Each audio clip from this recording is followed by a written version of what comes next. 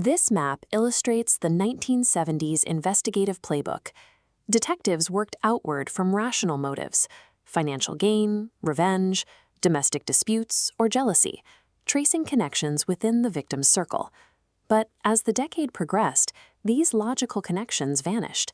A new violence emerged: men killing strangers without discernible motive.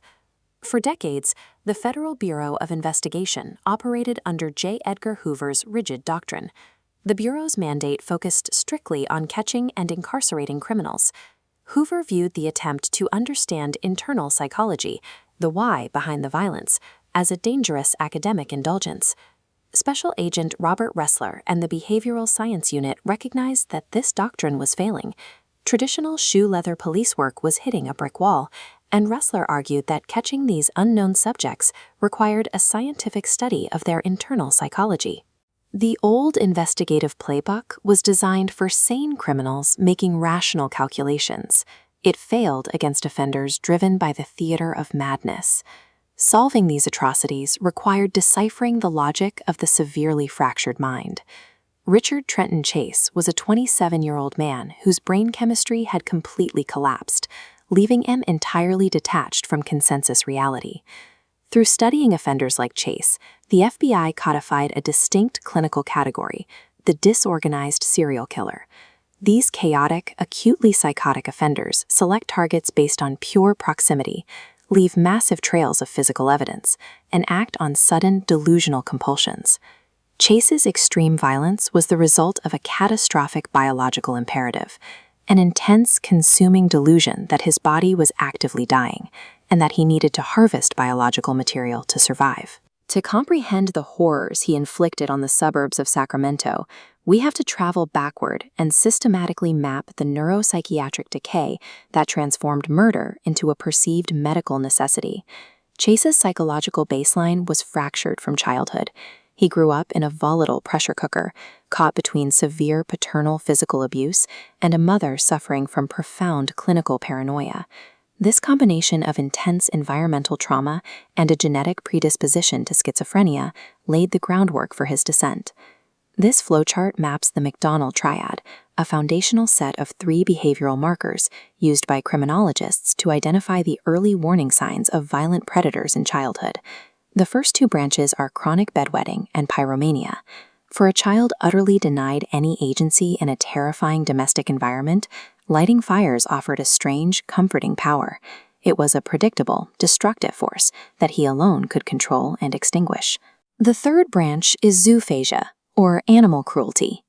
In a pathological displacement of the abuse he suffered, Chase began capturing neighborhood pets. By experimenting on creatures more helpless than himself, he found a physical method to discharge his immense toxic accumulation of fear. By his late teens, terrifying auditory hallucinations began to manifest. To cope, Chase heavily self-medicated with LSD, amphetamines, and PCP. For a brain already predisposed to severe mental illness, these heavy hallucinogens acted as a neurochemical accelerant, destroying the gray matter in his prefrontal cortex. The prefrontal cortex is the seat of executive function and impulse control. With this neural architecture scorched by substance abuse and severe trauma, the biological boundaries of his sanity dissolved, creating the foundation for total psychotic collapse. Chase drifted into a state of somatic schizophrenia. This is a manifestation of the disease where the patient's paranoia is directed entirely inward, obsessing over the literal, physical mechanics of their own body. Initially, these delusions were localized. He believed his skull bones were shifting beneath his skin and would sit for hours with oranges on his head, convinced his brain could absorb vitamin C through osmosis to solidify the bone. This anatomical wireframe helps illustrate how these localized fears hardened into a rare, devastating neuropsychiatric condition known as Cotard's delusion, or walking corpse syndrome. Neurologically, Cotard's occurs when the brain's sensory areas completely sever their connection to the amygdala, the emotional processing center. Lacking internal emotional warmth, the patient concludes they are entirely empty, actively putrefying, or already dead. For Chase, this resulted in an absolute, terrifying conviction that his blood was turning to dry dust. He genuinely believed his heart was shrinking to the size of a seed, and that unseen forces had physically stolen his pulmonary artery. When he rushed into the emergency room in December 1973, demanding surgery to replace his stolen heart, he didn't see doctors trying to stabilize him. He saw clinical butchers. He viewed standard blood draws and IV drips as hostile attempts to siphon his remaining life force. Chase was entirely untethered from consensus reality. His mind was now completely consumed by a frantic, survivalist war against his own perceived physical putrefaction. To counteract this internal decay, Chase's psychosis generated a twisted biological solution: clinical vampirism, psychiatrically known as Renfield syndrome. He believed he had to constantly ingest external life force to replace his rotting organs. The behavior began with autovampirism and small zoophagia. While locked in the Beverly Manor psychiatric ward, he would lure wild pigeons and sparrows to his window ledge, consuming their blood to jumpstart his failing vascular system. But Renfield syndrome operates on a severe escalation of tolerance. A bird's heart eventually proved too small to counteract the rot. The turning point occurred at Pyramid Lake in Nevada, where he slaughtered a cow and harvested its liver, transitioning to massive mammalian anatomy. Following his release from Beverly Manor, his heavy regimen of antipsychotic medication stopped. The chemical cage dissolved. Unmonitored in his apartment, he escalated his harvest, stealing dogs from the local SPCA and butchering them in his kitchen. Look at these three silos representing California's administrative system in the 1970s. You have psychiatric records, the Department of Justice firearms check, and SPCA adoptions. Because civil conservatorships and severe medical histories were legally sealed behind absolute privacy laws, these silos never communicated. Chase's history of animal mutilation and psychotic hospitalizations remained invisible to the state, allowing him to walk into a sporting goods store and legally purchase a .22 caliber semi-automatic weapon. The strict legal frameworks meant to protect patients from social stigma inadvertently created a massive administrative blind spot.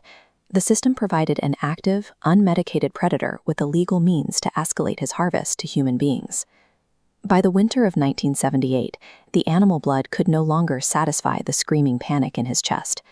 Chase's psychosis spilled out of his apartment and drifted into the quiet, post-war suburbs of Arden Arcade, a landscape entirely unprepared for disorganized violence. This schematic illustrates Chase's rigid rule of engagement. Target selection relied entirely on the front door's mechanical state. A Threllan deadbolt was interpreted as a physical rejection, a barrier he couldn't cross, but an unlocked door was an invitation to save his dying organs. The post-mortem mutilations performed on victims like Teresa Wallin and Evelyn Miroth functioned as frantic anatomical harvesting. Chase operated with a heavy kitchen knife, desperately extracting the vital organs he believed he needed to cure his own decay. These murders were the absolute terminal phase of his Renfield's progression. They were the ultimate, tragic equilibrium of a ruined mind attempting to perform a clinical transfusion on a living room carpet. Sacramento police finally cornered Richard Chase outside his apartment complex. They discovered an emaciated phantom carrying a blood-stained cardboard box, entirely detached from human reality. At San Quentin's condemned, his delusions persisted. Immune to reality, he wrote Congress demanding protection from Nazi death rays and UFO telemetry. In August 1979, FBI agent Robert Ressler sat down with Chase in a windowless interview room.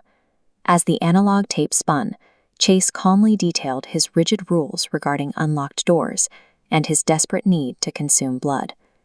Chase's behavior lacked external motive, used a tight geographic anchor, and relied on opportunistic weapons. These chaotic, blood-soaked crime scenes perfectly codified the disorganized serial killer profile.